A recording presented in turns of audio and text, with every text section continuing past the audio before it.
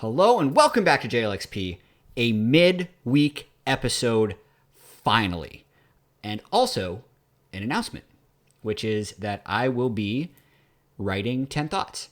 It's an article series that I've been a big fan of, both when Keen was writing it and when Emily was writing it. Emily has stopped writing it because she wants to pursue some more feature articles, and I hope to be able to do the series justice and make it an entertaining read each week for people that want a quick update on the LCS. But with that, I also want to try this podcast, which I am still figuring out exactly how I want it to work and what feels right. But audiobooks are in right now. And I want to try actually just reading it, but then also adding little supplemental thoughts at the top or at the bottom that didn't necessarily fit in the article read, and see how it goes. So without further ado, these are my 10 thoughts and more going into Summer Split Week 3 of the LCS. Okay, so CLG, 4-1. They are alphabetically the best. So if you, like a growing number of Reddit commentators, have recently awoken from a 7-year coma, seeing CLG in first place should come as no surprise. But for the rest of us, this is pretty shocking. With that being said, their Week 1 wins came against Dignitas, TSM, and Golden Guardians, who at the end of that week had a combined record of 2-7. So it's going to be extremely interesting to watch them play against C9 and TL this weekend. But why is CLG winning? Doku's been good, their schedule's been on the easier side, but I think it's more than that. Their Week 1 drafts were stellar and surprising. They drafted from red side 3 times, and they were very good at finding counterpicks while still assembling cohesive team compositions. They are currently 4-1 on red side and 0-1 on blue side. They've also expanded their coaching staff. They have several positional coaches, former pro players, DeMonte, Apollo, and Brandini, who I've seen the players speak highly of. And on top of that, they've just been able to win the close games. EG was the most recent example, which was probably the closest and most exciting game of summer so far. So if CLG can win against C9 and TL this weekend, I may consider them as one of the best teams in the league, and not just alphabetically. This one was interesting, and I still kind of think about it a lot in my head every split, when we have a team that wasn't expected to be good jump out to being good, at least in the record. Most of the time, they will fall back to earth somewhat and then kind of end middle of the pack. So it's like a team that people thought would be bad starts the season and everyone feels compelled to talk about them as the best, but then it's best of one. It's this round robin-y, volatile schedule. And yeah, they'll kind of end about 9-9, which is still where I'm at with CLG. But just the fact that they start 4-1, I think they still get props for that, right? People still, you kind of have to talk positively about a team while they're winning. And I do think they have improved, but that doesn't mean that I am forgetting their 6-12 spring split or the history of all teams that have followed this mold in the past. So very, very, very tentative expectations on CLG. Going to move on to the next one. EG, 4-1, too young to be hungover. There was an expectation before the split began that EG would suffer the MSI hangover. And while a team competes at MSI, they end up falling behind in their read of the current patch, and then also have reduced practice time after taking much needed rest before summer. The hangover had a history too. Since the inception of MSI, no NA team had better than a 50% win rate in their opening weekend of LCS. EG somehow managed to avoid that hangover. That's not to say that they've demolished teams, but it's definitely looked like their improvements during spring playoffs have been maintained moving into summer split. Danny is still leading the league in kills, as he has now for the 3rd split running. Jojo continues to go for big plays in lane, and Inspired looks more and more comfortable the longer he's with this EG squad. For a team that finished spring 9-9, EG are looking more and more like the favorites to top the standings in summer. And I can also add that they have just straight up impressed me in their first 5 games, because the MSI hangover is actually super real. I hope that they don't start the split hot and then burn out at the worst possible time, which would be playoffs or worlds. But for now, it definitely looks like the way they surged at the end of spring can be maintained. They don't seem to me like a one-hit wonder, especially because during all of spring split, when they were like a 500 win percentage team, I'd always hear that they were the best or second best team in scrims. So hopefully this is just like who they are and that they can continue to improve, because I love their roster composition. Just having a mix of young and old players. I think I've talked about this before and I'll probably elaborate on it in the future, but I think that is the best mix for a League of Legends roster. Next team, TL, 4-1, who's CLG with a better reputation and a worse name alphabetically. So if I'm going to downplay CLG for their strength of schedule and quality of wins, it's only fair that I hold TL up to the same microscope. While posting 44 kills and 6 deaths in their 3-0 Week 1 scoreline was impressive, following that up with a loss to TSM and a near loss to FlyQuest has definitely tempered my expectations. TL has played Immortals, Dignitas, C9, TSM, and FlyQuest so far. That's 5 of the current bottom 6 teams in the LCS. And I think in many ways, the expectations Team Liquid has set for themselves of being the very best team in the LCS make me overlook their strength of schedule at times. After all, if TL is the best team, then every team and every game should be easy. It's faulty logic, but their reputation, as well as their 14-4 spring split finish, still weigh in my mind.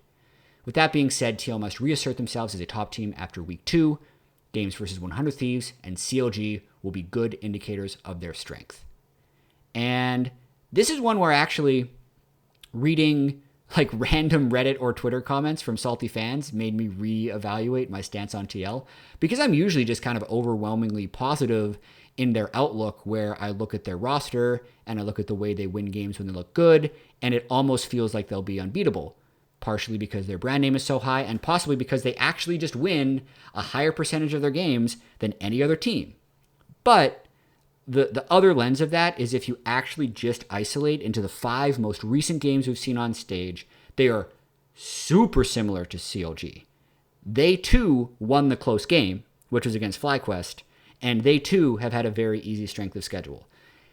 The whole story is actually more than that. There is an element of past performance influencing future results. As much as people say you can't do that with stocks and with life, there's always an element of being able to predict things using the past. So with TL, I generally still think they're going to be very strong, but they absolutely regressed hugely from Week 1 into Week 2, and they got to snap out of it. Otherwise, I'm going to look like a fool for saying that they're such a good team. But I'm going to do 100 Thieves next. All right, 100 Thieves, 3-2. Nobody leaves in them. So, what does 100 Thieves have to do to get some damn respect around here? Sure, Abadaga has the worst mid-laning stats of everyone in the LCS. Minus 260 gold at 10. Minus 325 experience difference at 10. Minus 10 CSD at 10. Sure, they have the 3rd worst early game in the league. Minus 1,000 gold at 15. Sure, they lost to C9 because they overforced a mid-game teamfight despite lacking the tools to engage well, costing them Baron and an 8,000 gold lead. But let's not forget, this team was the 2021 LCS Summer Champs, and they finished 2nd in the 2022 LCS Spring. So, based on their last year of results, they should be considered the top team, especially since they've kept the same 5 players and the head coach throughout. So why does this team seem so lackluster? My completely hypothesized theory is that they need people to doubt them. Nobody believed they could upset TL in last year's summer playoffs, and then they 3-0'd them. They also had many doubters last split when they opened a lackluster 6-5. Basically, this team needs an extra kick of doubt in order to reach their peak form. As a 100 Thieves fan, or coach, or player, I imagine these slow starts are quite frustrating. But weirdly, if you want 100 Thieves to contend for a title, keep calling them bad. And don't worry about the barks in the background. There is a real element to this where, as a team gets more experienced, they can find difficulty in finding motivation. And I think that's really happening with Abadaga right now. He's played for a long time, been considered very good for a long time, and probably thinks he can turn it off and on. Like, I thought he was pretty bad towards the end of spring split. Then he turned it on in the playoffs. I think he's really bad right now, but it's not like he's just a bad player. It just feels to me like he's not motivated and the team doesn't have a sense of urgency. So the more negative sentiment that gets built against 100 Thieves, the more they're going to want to prove those people wrong again and have something more motivating to play for. That's something I kind of see in other sports and something I think is happening to 100 Thieves. So that's why I wrote that section. Let's go to the next team. This one's fun, actually. C9, 2-0. Or 2-3. And there was a distinct lack of C9 discussion on this last week's JLXP podcast. So much so that Jack tweeted me about it. And in retrospect, they did deserve more discussion. C9 was the only team to go 2-0 in week 2. Blabber received Player of the Week. But the question has to be asked, how much of their 0-3 week 1 can be excused by their 2-0 week 2? Quick math, 2 divided by 3 is 66%. So yeah, that's about it. And there were obviously big roster changes. Ven and Berserker arrived having green card and visa issues, so they don't have those anymore. And their win against Dig was quite shaky. Jensen had a hard time snowballing after he started 2-0 on LeBlanc, and they then won a close 34-minute game. Their game against 100 Thieves was more convincing. Much like week 1, Jensen locked in Yon, but unlike week 1, he was able to consistently find space in teamfights and had a huge impact. Additionally, Berserker and Sven looked solid in lane, even if Sven's transition into playing out the rest of the game looked quite passive. And to be fair, he only played Tom Kench and Lulu in his week 2 debut as a support. So with this one, I just kind of blanked on discussing C9 because it's a really interesting topic about how good they looked. The weird thing is, I think after their win against Dig, like if they lose that game, things weirdly get super testy because the 0-3 start, like even if it wasn't with their full roster, is still a real blemish. Like Blabber, Jensen, Fudge are that top trinity, and they have a probably just below LCS level bottom lane that was subbing in. So realistically, they should have been able to pick up at least one win if you're looking at it on paper. But obviously, the more they distance themselves from that, the more I'm going to be able to just take their record and subtract 3 and use that to judge their skill off of. So right now, I have them as like kind of 2 wins, 1.5 losses with how I like am mentally doing it in my mind. So they really wouldn't be 2-0 like, oh, undefeated C9. But we may end up hearing more of that if the Sven Berserker bottom lane with Jensen, Blabber, Fudge carry on. And I'm going to be talking a lot more about them in the future because I think they're a fascinating team. But I'm going on the next team. We're 13 minutes in and we've covered half. I think that's actually probably a pretty good pace, but let me know what you think in the comments. I will be checking them out. So FlyQuest, 2-3. Extremely average.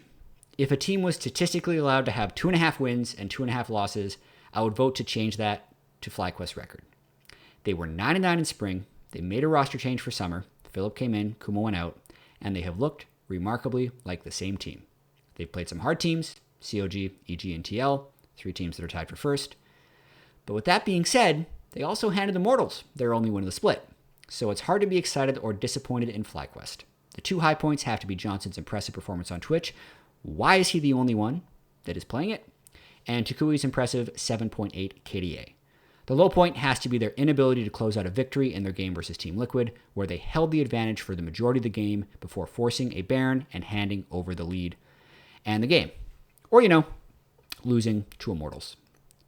And I actually don't have that much to add to this one, other than if they beat TL, then that definitely helps their race towards playoffs, but they look almost exactly the same to me as they did in spring.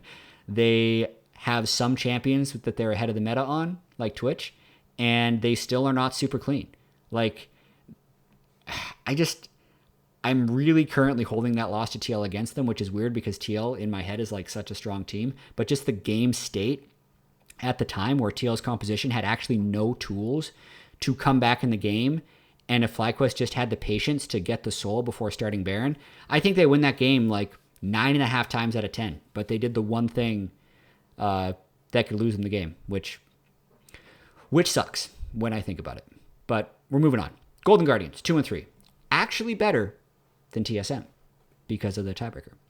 In spring, Golden Guardians was the team that could consistently jump out to an early goal lead, but then failed to close the game. This was usually due to them making really strong map plays in the mid-game and focusing on heralds and turrets. In summer, it's actually been fairly similar. With them taking leads, they lead the league in the first 3 turret stat, which tracks how often a team kills the opponent's outer 3 turrets before their own 3 turrets fall. And they've done this in 4 out of 5 games, but then only won 2 of them. So my eyes will continue to be on Ole and Blaze Olive in the late game. Ole is great at finding engages, but often overextends. And Olive continues to be a strong mid laner in the early game, but needs to be a more consistent late game team fighter. And I think the additional thoughts here are around Golden Guardians' inconsistency. And I said something on the desk that I wanted to kind of restate here. This, to me, feels like a very important split for the organization because they lost their whole roster to 100 Thieves 2 years ago. This is their 4th split in their rebuild. There was this long-term plan, and it looked to me with their 9-9 spring that they were very close to being able to turn the corner.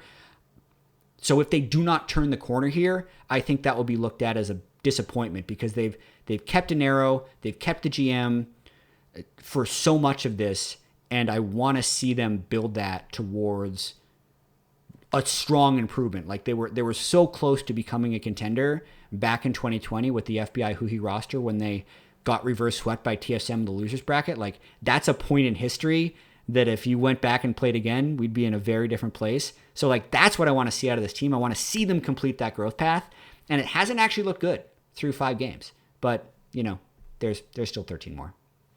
All right, TSM. Consistently inconsistent. TSM looked really good against Team Liquid. Tactical and Mia were able to get first blood versus Hansam and Core JJ.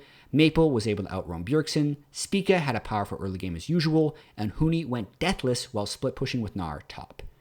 It was the most complete game I've seen TSM play in 2022. The next day, TSM lost to Golden Guardians.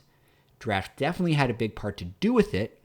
Golden Guardians team comp with Senamundo bot was just too much for TSM, low damage, no engage. But it also included some familiar TSM failings. Tactical was overextending, while Mia was not there. And Huni had a hard time in side lane, ending 1-5-2 on Gnar. So if TSM can't find consistency in their level of play, fans are in for a bumpy ride. Additional thoughts here that I realized I didn't really get through in the writing was that I am actually pretty hopeful about this team, mainly because the energy that I see between Spica and Maple, they seem to really get along well. Spica had a really, really hard spring split, adapting to having 2 rookies. TSM made a hard pivot off of that with Maple and Mia, 2 guys who played pro for over 5 years. Maple in a much higher profile place, going to Worlds many times with Flash Wolves and even PSG. And then Mia, who's been a huge journeyman support. So they've actually changed out rookies for a lot of experience, and I think we're going to see a much different TSM team if Tactical and Huni stay alive. That's the simplest way to put it. They die in too many random places, which really hurts their ability to play as a team. Could have wrote something about that, but that's why I listen to the podcast. All right, 2 more teams. Dignitas, 1-4, the summer of sadness. So since rejoining the LCS in 2020, Dignitas has ended summer with a worse record than spring every year. In 2020, they were 8-10 in spring, 5-13 in summer.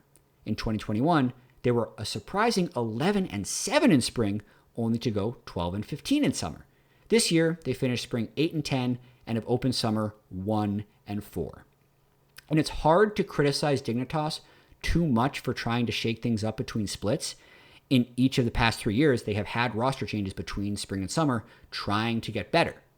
What's important to remember, though, is that the expectations going into the year have been exceptionally low. Only after they overperform in spring do they disappoint in summer. Gamsu has been the most recent change for Dig. He replaced Fake God, and he's looked largely the same in the fact that Dig sent no resources his way, and he is struggling. It will be interesting to see how Dignitas deal with their newfound expectations from spring throughout the rest of summer. additional thoughts. Currently, not a huge amount of hope. I've heard a lot of discussion about, like, why would you sign Gamsu? He wasn't even the best player in Academy. And I can maybe add a little bit of color here, knowing nothing about exactly how it goes down with Dignitas. But just because a player is on an Academy team does not mean he gets made available to Dignitas. Just kind of remember that in your head. Buyouts can be huge. Teams run with different budgets, and teams also evaluate players differently. So maybe Gamsu actually was the very top choice for them in free agency from a skill perspective, or maybe they thought he had other intangibles and he was the player who was available. Like 100 Thieves, Gamsu did succeed on 100 Thieves Academy, but 100 Thieves also moved Tenacity off of that 6-man situation they had, and they need a place for Tenacity to play. So there was probably very little, if no, buyout for Gamsu, and they're hoping that he can be an improvement over Fake God, not the best top laner in the league. So that's like an interesting thing. Plus, when a team is like mediocre, like Dignitas was in the spring, it feels bad to just run it back, even if switching it has a chance of making things worse. That's why I can't get too mad at Dignitas for trying to change things. It's the observation that it hasn't been working very well so far. Last team, Immortals. This team's hard to talk about. Definitely the worst for now.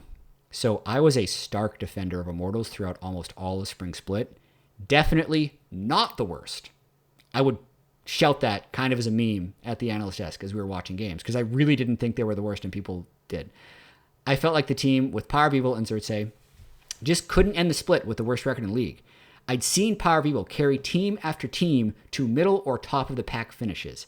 It always looked to me like they were so close to turning a corner, just unable to close out wins and become an average team. Summer Split has been much worse. They were perfect game by TL in week 1, which means you didn't kill a champion or an objective. I could excuse that because of TL's reputation, but then in week 2, they killed 0 champions, 0 turrets, and 1 dragon against Dignitas. So not a perfect game, but also that was Dignitas' only win. So that was the 9th place team that did that to them. This isn't to say that they don't have excuses. They actually have pretty valid ones. Power of Evil arrived in the United States 1 day before their first stage game. Kenby is new to the LCS. He hasn't been able to build synergy with the team. And also, it's only 2 weeks and 5 games. But generally speaking, these are additional thoughts. Fans do not care about those excuses. And even the players, even if they know they shouldn't start well, it still sucks to lose like that. So that team is going to be having some very tense and difficult conversations while they try and improve, because losing in the LCS sucks and nobody wants to be at the bottom.